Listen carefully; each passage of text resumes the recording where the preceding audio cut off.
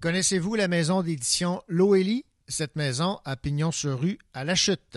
Loélie publie des romans jeunesse et adultes, des œuvres fantastiques, de la science-fiction, des suspens, des romans policiers, des livres psychologiques, juridiques, historiques, d'époque, des drames, de l'horreur, etc. Voici l'entrevue que j'ai réalisée avec la présidente éditrice des éditions Loélie, Tricia Lauzon.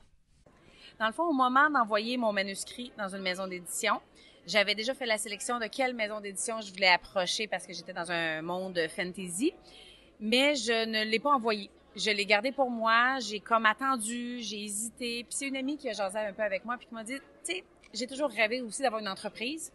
Donc, pourquoi ne pas se lancer?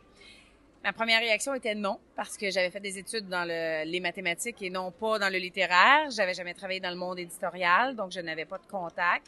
Mais après coup, je me suis dit, mais pourquoi pas se lancer dans le vide? Alors, je me suis lancée et j'ai publié moi-même mon premier roman. Donc, je l'ai jamais envoyé à personne finalement. Je l'ai gardé pour moi. Trop possessive. En même temps, ce que mon amie m'avait dit, elle dit, tu connais tellement ton histoire, tu y crois tellement, tu vas être la meilleure pour le vendre. Fait que c'est ce que j'ai fait, mais j'ai pas voulu m'auto-éditer, par exemple. Dès le départ, c'était très clair pour moi que ce serait vraiment une maison d'édition standard, donc maison d'édition à compte d'éditeur, tout simplement. Donc, dès le départ, puis et pour des auteurs québécois. Donc, dès le départ, on a rajouté, j'ai eu ma mère, qui a été ma première auteure, qui a signé avec moi, mais déjà, à mon premier salon du livre à Rimouski, en novembre 2019, donc à peine 2 mois après que je sois ouverte, je signais déjà des contrats avec d'autres auteurs que je rencontrais dans des salons du livre. Quand on a commencé, j'étais surprise de recevoir des manuscrits parce que j'étais une petite maison d'édition qui commençait. J'en revenais pas et je lisais moi-même tous les manuscrits du début à la fin. Dès la fin 2019, j'ai quand même eu 2-3 personnes qui ont comme créé un comité de lecture, mais ça m'empêchait pas de les lire au complet. Mais effectivement, plus ça allait avancer, plus on a eu de succès, plus on a eu de rentrées de manuscrits. Et là, maintenant, j'ai vraiment un comité de lecture qui est sélectif. Fait que la première étape, je me fie à mon comité de lecture. S'il y en a plusieurs qui me disent non, malheureusement, je peux pas prendre la personne. Je vais prendre, par exemple, les commentaires, je vais mixer ça et je vais envoyer un courriel constructif aux auteurs.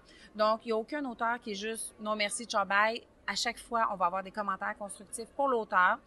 Il pourra faire ce qu'il veut avec après ça, hein, c'est donné. Et là, maintenant, on est même rendu, parce que là, on a des signatures en 2025, fait que là, on est rendu avec une étape de plus, c'est que ceux qui passent la première étape, là, j'ai un comité de sélection qui doivent, en plus, mettons, vendre l'idée, lequel on va choisir, parce que là, on peut plus se permettre d'avoir 10 nouveaux auteurs par année. On est plus rendu là. On se limite à 1 à 2 nouveaux auteurs par année. Parce que les auteurs Loélie, eux-mêmes, veulent continuer de publier, des fois 1 par année. Fait que si moi, je veux me limiter à 12 publications, puis que je suis déjà rendue à plus de 30 auteurs, ça fonctionne pas, si on fait le calcul. Mais vous avez des publications qui s'adressent à différents auditoires, jeunesse, adultes. Exactement. Nos premiers, c'est à partir de 2 ans, fait qu'on n'en a pas en bas de 2 ans. Tu sais, des livres cartonnés, on n'en a pas. On a du 2 à 5, 3 à 6, 4 à 8. Ensuite, on tombe dans nos grandes aventures du 8 à 12 qui sont écrits gros, avec des petites images en noir et blanc à l'occasion. Puis après ça, ben là, on tombe dans du jeune adulte, 12 ans et plus. Puis on a des livres adultes, là, policiers, science-fiction, fantastique, historique, drame, de la romance, chick-lit. On a vraiment un peu de tout. Mais notre ligne éditoriale, c'est le roman, c'est le fictif. Fait qu'on ne fait pas de poésie, on fera pas de scientifique non plus. On est vraiment dans le romancé fictif. Et quel chapeau préférez-vous, éditrice ou autrice? Oh mon Dieu, il y a comme pas de préférence. C'est vraiment, j'adore les 2 chapeaux. Honnêtement, j'adore les 2 chapeaux. C'est sûr que mon côté auteur, quand je peux écrire, être pour moi-même, être dans ma tête, dans mon imagination, j'adore ça. Mais un des chapeaux que j'aime le plus, parce que j'ai plusieurs chapeaux en tant qu'éditrice, j'ai le chapeau de la directrice littéraire. Donc ça, j'adore faire ça. Donc là, d'aller renoter, de dire « Oh, attends, ton personnage vient de se lever 2 fois de suite, ça marche pas, faut qu'il se rassoie entre les deux. Oh my God, tu as fait telle chose. » Fait que ça, aller chercher les petits détails. Après ça, il y a une correctrice de français qui va faire son travail. Ça, c'est pas la mienne.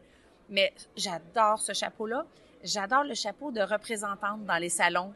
J'aime vraiment ça. C'est une passion parce que moi, je suis pas obligée de vendre le mien. Les auteurs qui sont présents, c'est normal, vont parler de leur livre. Mais moi, quand les gens approchent ma table, ma première question, c'est quel genre de lecture vous aimez? Parce que moi, mon plaisir, là, c'est de trouver le livre qui va faire plaisir au lecteur. Fait que je peux lui choisir n'importe quoi. Ils vont me dire, moi, je suis plus dans le policier. Ben parfait, j'ai ça, ça, ça. Oh non, moi, j'aime plus le suspense. Parfait, moi, j'ai ça, ça, ça. Fait que c'est vraiment, c'est une autre passion. Fait que c'est plusieurs chapeaux. Et quand vous vous êtes lancé dans l'aventure, vous étiez-vous fixé des objectifs de publication? En fait, au départ, j'avais pas tant d'objectifs. Tu sais, je savais pas où je me lançais. J'ai ouvert la maison d'édition, puis notre gros lancement au mois d'août 2019, c'était 2 livres. Fait que moi, je me disais, si ça fonctionne pas, ben on continuera de vendre nos 2 livres, puis ça s'arrête là. Tu sais, c'était pas un gros risque. Par contre, les manuscrits ont commencé à rentrer. J'avais pas d'objectif fixe à cette époque-là. On a quand même sorti 8 en 2020, malgré la pandémie. Parce que je voulais quand même si les 2 premiers, là, ceux qui étaient prévus mars-avril, ont été sortis en juin-juillet, parce que là, c'était vraiment COVID complètement à côté. Là, j'ai comme attendu. Mais j'ai quand même continué de compléter mes contrats. J'étais pas à l'aise de les arrêter. Fait qu'on a fait des marchés. En 2021, on en a sorti 13. En 2022, on en a sorti 16. Là, on s'est fait agréer, mais j'ai trouvé que 16, ça avait été beaucoup. C'est venu me chercher beaucoup de temps. Ça m'a un petit peu épuisée. Fait que mon objectif, je l'ai revu un petit peu à la baisse. Fait que moi, je pense qu'on va sortir peut-être 12 à 13 livres par année. Là, c'est un peu mon objectif. Comme là, j'en ai 13 de prévus pour l'année 2023.